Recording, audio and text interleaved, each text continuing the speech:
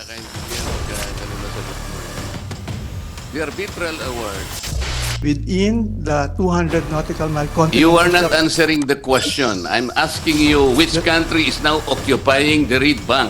The reason I answered that way, Your Honor, the Philippines, because it's below the water, Your Honor.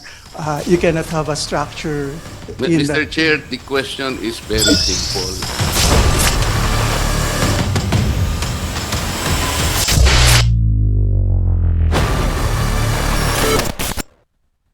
Mga kabanat, na napakaganda itong video na ito, no, dahil si Congressman Marcoleta namang bumira dito sa ginawang CA Committee Meetings on Foreign Affairs, National Defense Caucus and Plenary Session itong araw na ito. At ito ring live to, mga kabanat, live tong video na ito, at sa pamamagitan ng live at mas mainam na i-record natin habang pinapanood natin itong session o caucus na ito o Committee on Foreign Affairs na ito. Ang nagtanong dito si Congressman Marcoleta. Hindi natin patagalin ito. Let's go, mga kabanat. Of the officials before us today, I'd like to first call on Mr. Henry Sicad Bensurto Jr.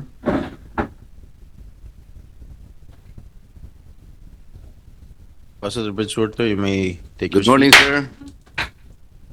Magandang umaga po, sir. Mr. Chair, in the notes provided to us by the Commission, Mr. Bensurto Jr. is one of the Philippines' leading experts on the UN Convention on the Law of the Sea, the South China Sea, or what we refer to as the West Philippine Sea. Will you confirm that, sir?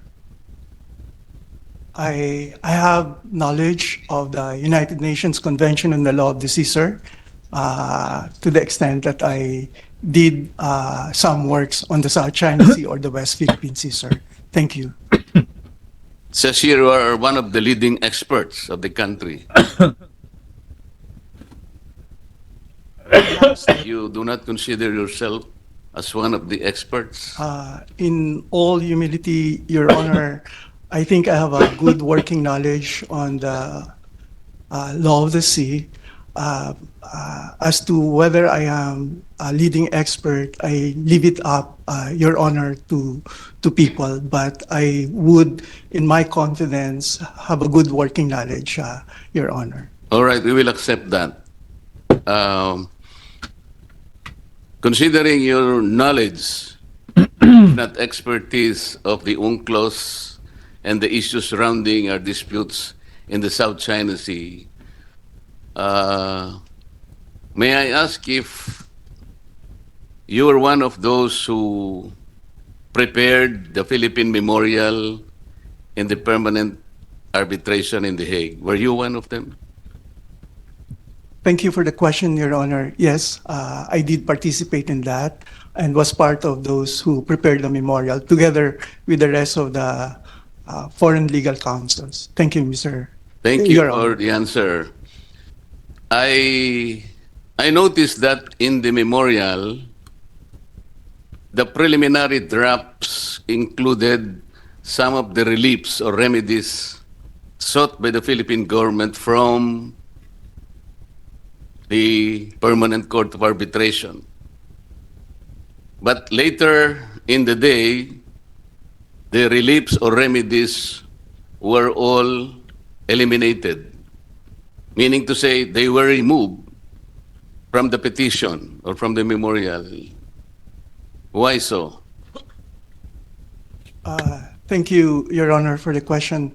I think the case, as it was evolving and as we were strategizing and as the situation develops, we also adapted to every changes in the situation. For example, on the matter of preliminary relief so that our officials would be allowed to bring food or provisions to our personnel in BRP Sierra Madre, we thought that we will put that even before we file the main case.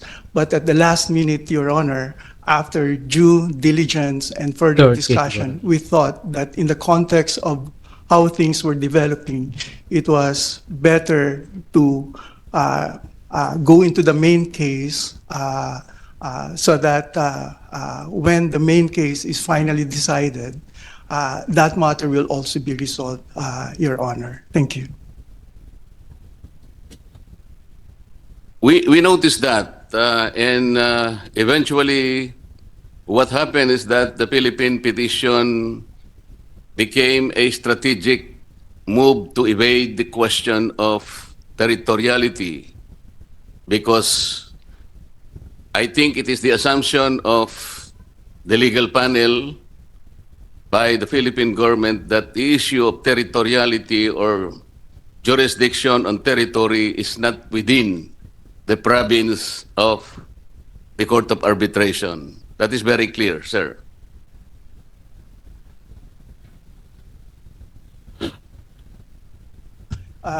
Your Honor. Okay. Ganito na lang. When the Philippine memorial or petition finally removed all the reliefs and remedies,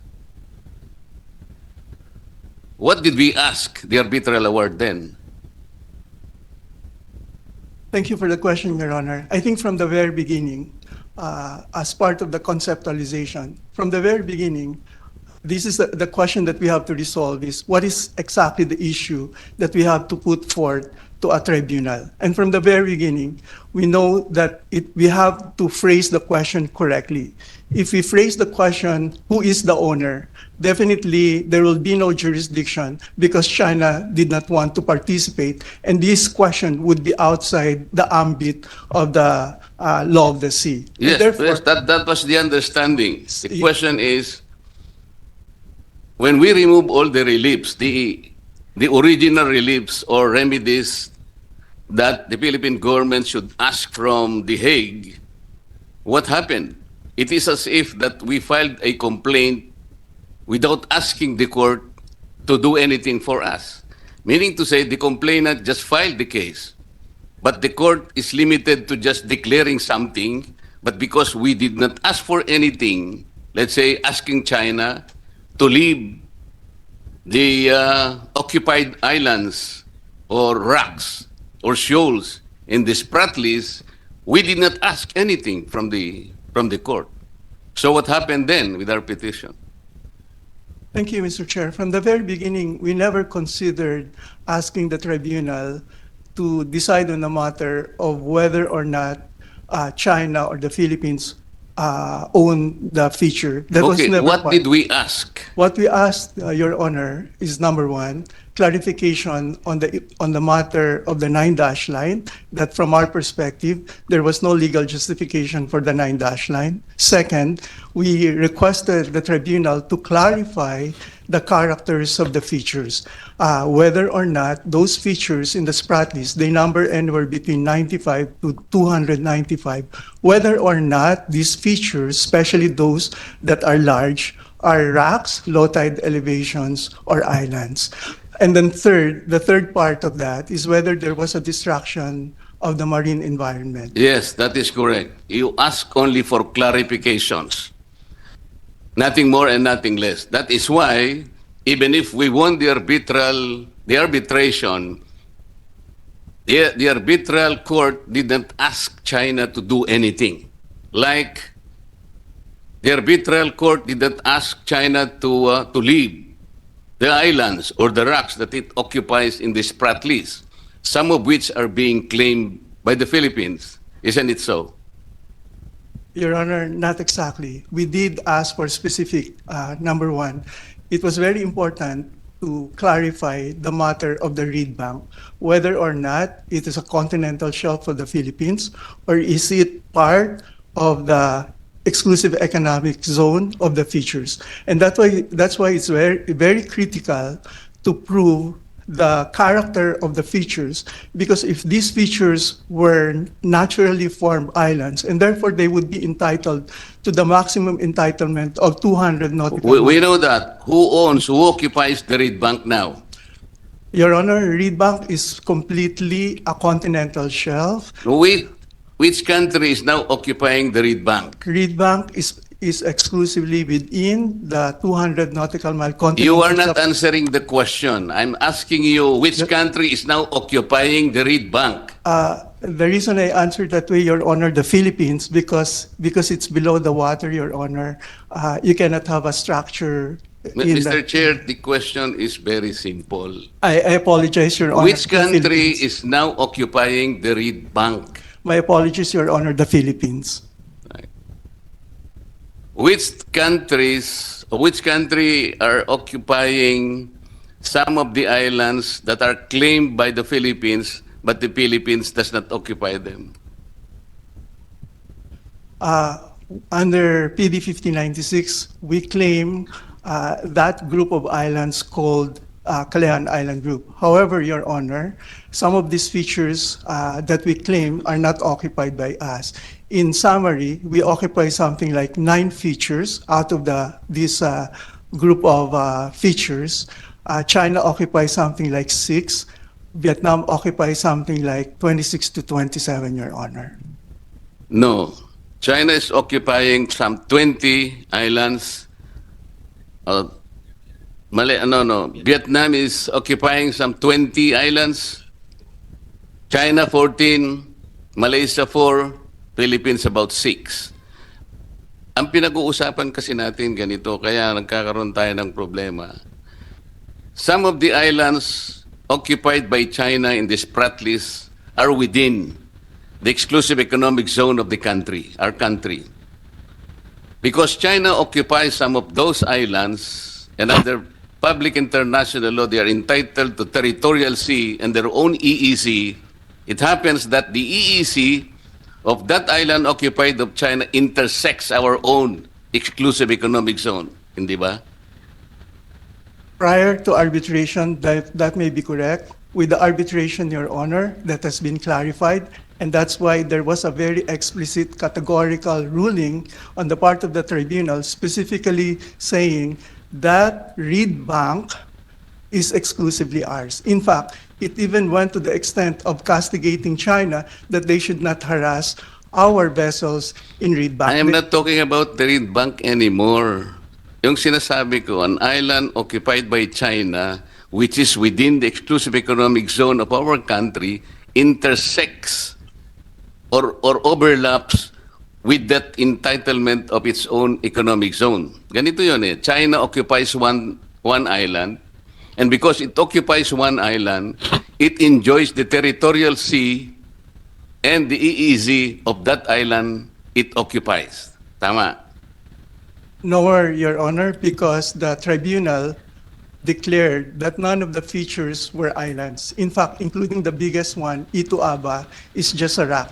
That being the case, under Article 121 of the United Nations Convention on the Law of the Sea, a rock will only be entitled to 12 nautical miles. And the low tide elevation, including Mischief Reef and Ayungin Shoal, are low tide elevations and therefore are not territorial questions, but they definitively belong to the continental shelf exclusively of the Philippines. That being the case, Your Honor, the previous overlap in the past between EEZs supposedly, theoretically, no longer existed, principally because none of the features in the Spratt list project 200 nautical miles. Thank you, Your Honor. Alam mo, hindi tayo magkakaintindihan pagka gano'n na sagot mo eh. The arbitral award even clarified that the ownership of China in those islands did not change their status as occupant in those islands. Ganito yun eh. Siyang nag-occupy and we cannot ask them to leave. Kaya ko pinipilit ito because the impression is that because we won in the arbitral we won in the arbitration, in the China versus Philippine arbitration. Nanalo tayo.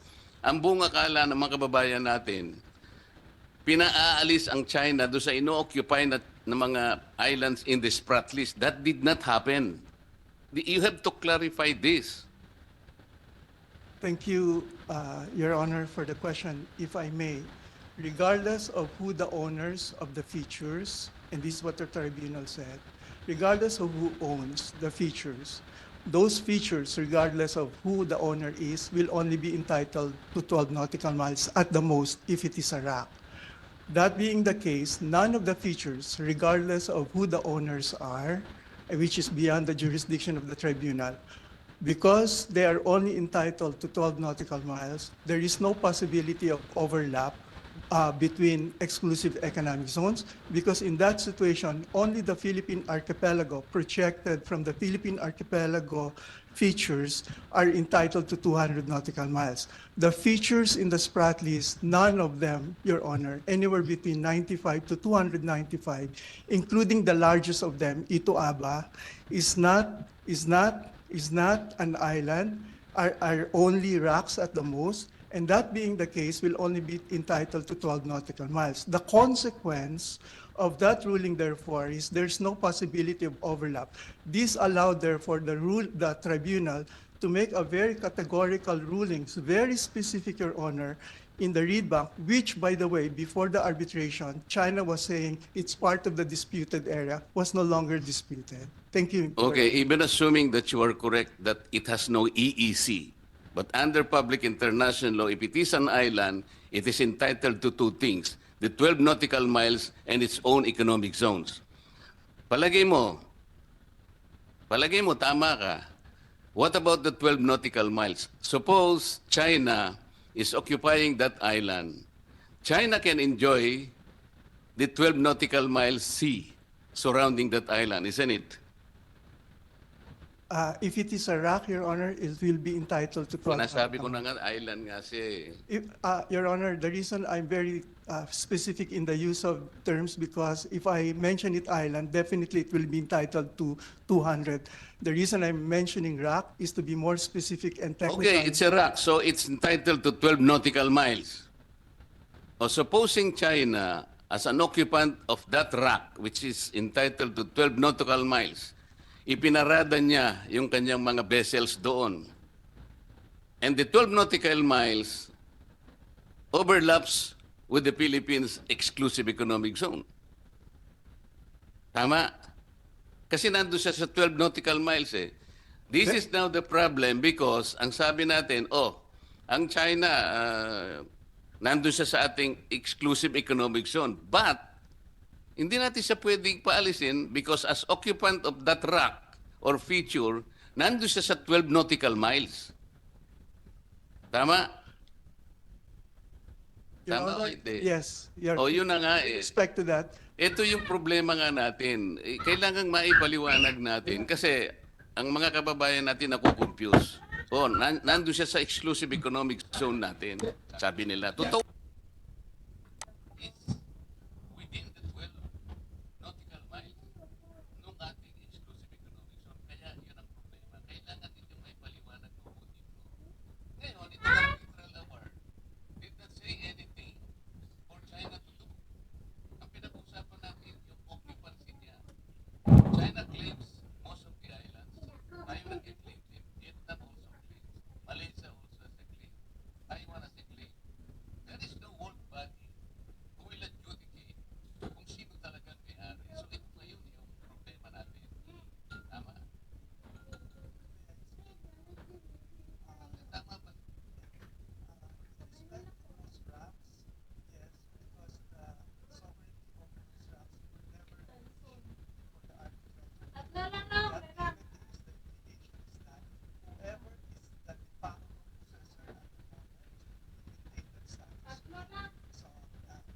That is dictatorship. Hindi natin siya mapapalis because the arbitral award did not say that China need those rocks. Tama? Yeah,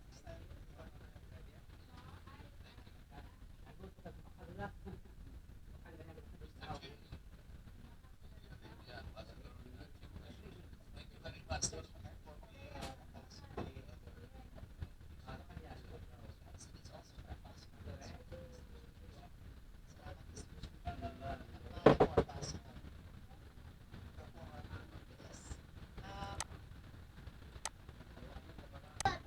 So yan mga kabanat yung video na pagtatanong ni Congressman Marcoleta. Mamaya titingnan pa natin kung mayroon pa siyang video dito na kasi live ito no. Medyo delay lang tayo ng halos sa hour kasi Kanina pa ito nag-live mga 10 goro, no? Ngayon is 1 alauna na pala. So yan mga kabanat. See you next video.